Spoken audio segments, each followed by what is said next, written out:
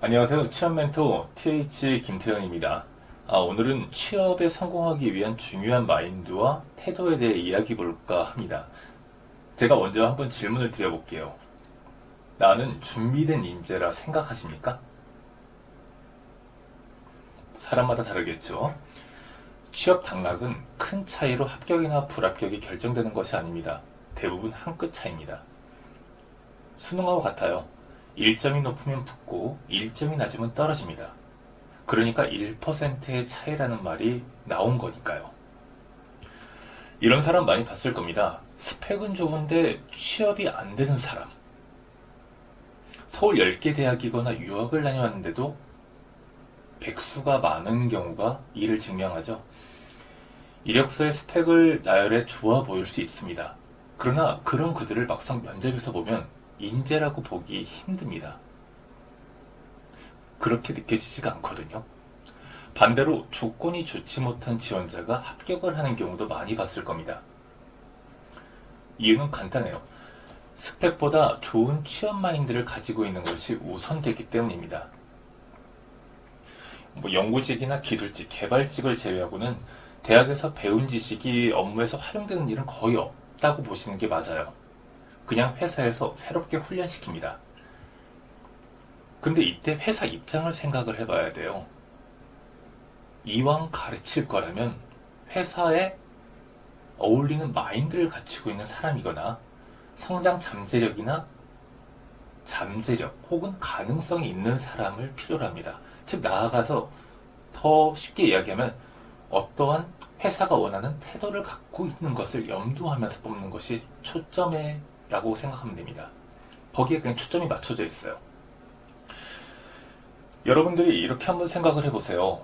우리나라에서 코스피와 코스닥 지수의 100대 기업들만 딱 놓고 보죠. 그럼 총 200개의 회사잖아요. 이 상위 200개의 회사가 창의성과 진취적인 도전정신, 긍정적 자세 이 세 가지를 강조하지 않는 회사는 없을 겁니다.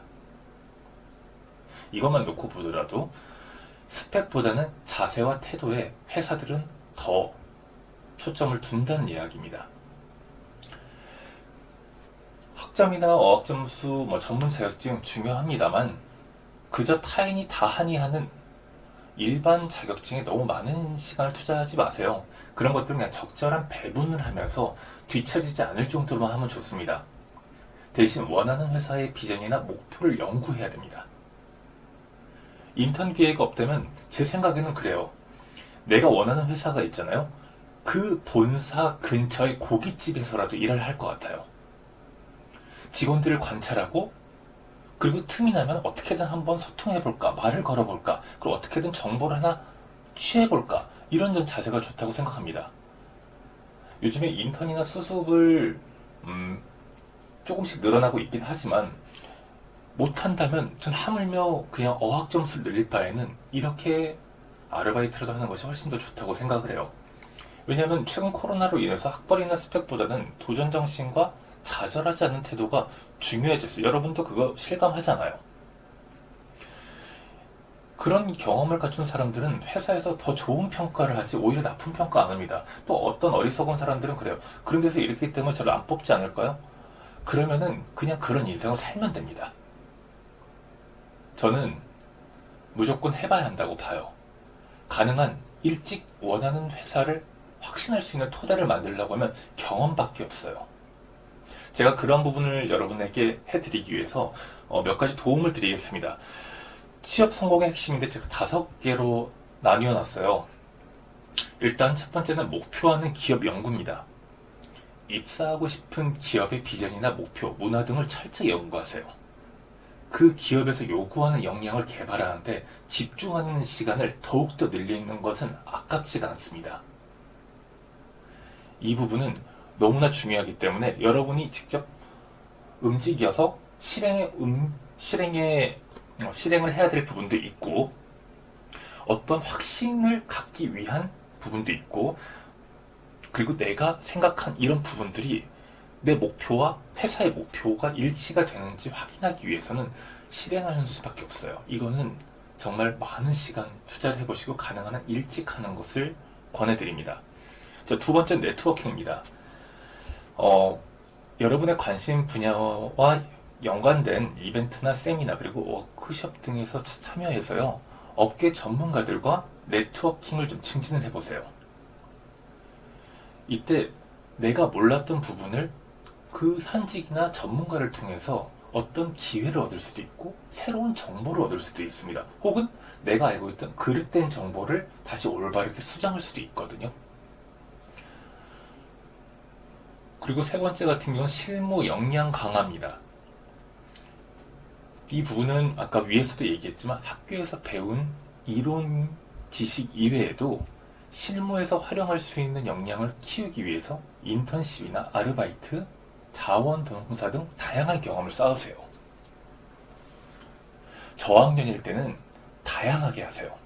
하지만 고학년일 때는 내가 하는 일과 유사성이 있는 곳에 집중적으로, 즉 선택을 해야 되는 거거든요.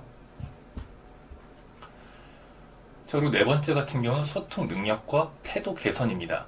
면접에서 좋은 인상을 남기기 위해서는 소통 능력과 긍정적인 태도가 매우 중요합니다. 이를 개선하기 위해서는 대화 연습이나 발표 연습을 꾸준히 하는 것이 중요한데, 이런 것들이 업체를 다니는 것도 좋지만 업체를 다니기 전에 혹은 그러한 상황이 안 된다 한다면 내 일상생활에서 해보세요. 일단 우리 가족과 대화할 때, 내 친구와 대화할 때, 혹은 교수와 내가 만나는 사람들과 이야기할 때 그 모든 순간이 면접이라 생각하고 스피킹이라 생각하고, 그 스피치의 범주를 면접에만 국한시키지 말고 PT에만 국한시키지 마세요.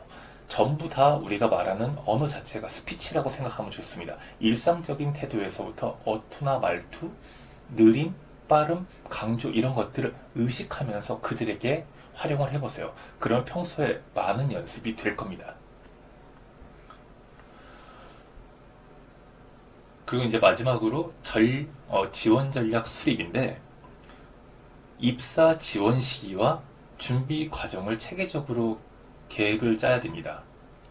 그리고 이 계획을 효율적으로 준비할 수 있도록 최적의 상황을 좀 만들어야 하는데요. 예를 들면은 그런 겁니다. 2023년 하반기를 목표로 한다 라고 한다면은, 아니죠. 그것보다 조금 더 위로 올라가서 올해 2023년에 취업을 하고 싶다로 가볼게요. 이렇다면 최소 1년을 잡아야 됩니다.